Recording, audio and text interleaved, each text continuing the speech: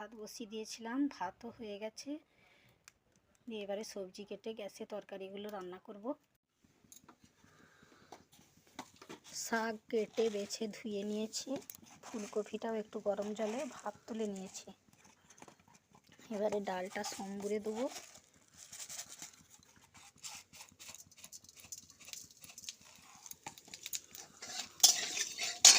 Tomato আর গাজর দিয়ে ডাল।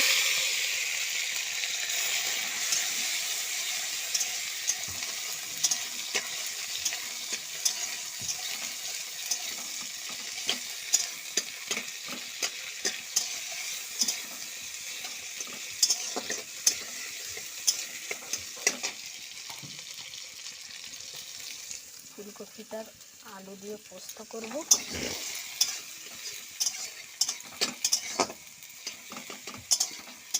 ফিরে আসবো আবার দুপুরের মেনু নিয়ে।